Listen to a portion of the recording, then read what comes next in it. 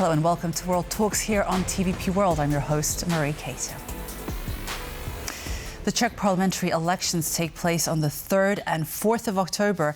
And last night, Petr Fiala of the Spolu coalition and Andrej Babiš of ANO took part in one of two final debates. To take a look at what happened last night, I'm joined by Maciej Kisilowski, Associate Professor at the Central European University. Hello, and thank you very much for joining us. Good morning. So let's talk about last night. How would you describe the overall tone of yesterday's debate between Petr Fiala and Andrej Babiš? Did it bring anything to the campaigning table? Well, so the debate was intense. Fiala was on the attack, which is understandable given that he is currently predicted to lose the election. There is no hard data the morning after to see who won in the perception of Czech voters. At least I haven't seen it yet. But most commentators that are local commentators that are respected think it's at the end not going to change much, because the trend that made Babiš party the front runner in the election, and also that increases the support. I think that's even more important, that there is an increased support for even more extreme parties, sometimes with strange or facetious names, such as Motorist Party, which is another far-right party. That this trend is sufficiently long that it's very unlikely that anything changes the last minute. I thought that an interesting moment when in the debate was when, in the background of the two contenders, Fiala and Babiš, there were the results of the opinion poll, actually two opinion polls, about what Czechs think about military spending. Czechia has just reached the 2% NATO target. And one of those polls suggested that as much as 55% of the Czech voters don't want to go any higher than 2%, or actually almost a third thinks even the 2% is unnecessary. And Babiš refused to commit to 2% during the debate. So I think that is where, especially from the Polish perspective, which spends 5% almost on military, that's maybe where the misunderstanding of the Czech situation is. It very much looks like this idea of solidarity with Ukraine, of mutual defense, is simply not convincing for a lot of conservative Czechs, but also left-wing Czechs. Let's remember that Petr Fiala is a very conservative politician. So this is not a leftist, typical story of a leftist versus a conservative. In fact, Andrej Babiš has moved towards more conservative positions very recently. He was in the liberal faction of the European Parliament for many, many years. So I think here it is really the question of the limits of solidarity. I think a lot of experts assume that it's a no-brainer that Eastern European countries should show solidarity to Ukraine. And I think many voters on the ground disagree. Some jokingly say that someone must have stood in for Andrej Babiš given his unusually calm demeanor, and some say that Petr Fiala actually outshone him. What are your comments on that?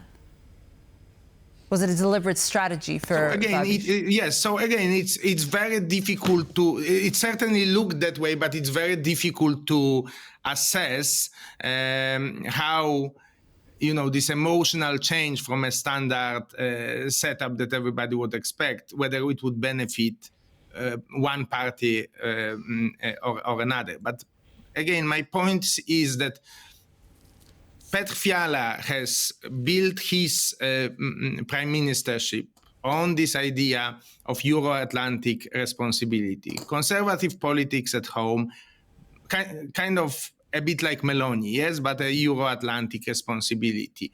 And fundamentally, this doesn't seem to convince many Czechs. Many Czechs look, I speak to you from Austria, which is just across the border, as everybody knows, very strong connections between Czechia and Austria over centuries. Austria is not a NATO member. Austria is a neutral country. Austria spends well below 2% on defense, and has a vague goal of maybe reaching 2% in the 2030s, and that means that a lot more money is there for other needs, for healthcare, for education. So I often am puzzled why people are so puzzled about Czechs. If you are a farmer or a worker in a small town in Western Czechia, is a bigger chance or bigger risk for you that Russians invade, or that you will die because the hospital will be underfunded? And it is egoist. Actually, the party that I mentioned, the motorist party, one of the translations, it's kind of a wordplay, but one of the translations that you can use is that the party's name is motorist by themselves or for themselves. Yes. So, and it's of course an allusion to another international objective which requires solidarity, which is Green New Deal, which is similar in a sense to the military imperative, because it requires sacrifices today in order to invest in the common future. And the motorists say, no, we want car, we want coal, we don't care about our children, the future generations, what will happen with them. We are for ourselves. So I think in analyzing countries like Czechia, we need to avoid labels such as, pro-Russians or Kremlin manipulated, and start seeing the somber reality that voters are also very often egoistic. They think about their interests, and they assess that supporting brave Ukrainian freedom fighters is not the top of their priority. If Andrej Babiš wins, do you think that he will up spending on defense from 2% to, 4%? No, I definitely, I don't think so. I mean, he is, I think he will be in a bit of a difficult position, because Donald Trump, which is the leader of the far-right movement globally, demands, at least 2%. So maybe he won't be able to move below that. But if he could, he would certainly cut it below 2%. I mean, that's the core. I mean, this was also even in the debate. That's what resonated with people. This idea of let's not spend more on defense. And my interpretation is simply, Czechs look south, look to Austria, look to Switzerland, look to countries that are not engaged in this, transatlantic solidarity.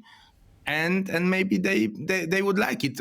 Keep in mind that they were spending tiny bits, less than 1% for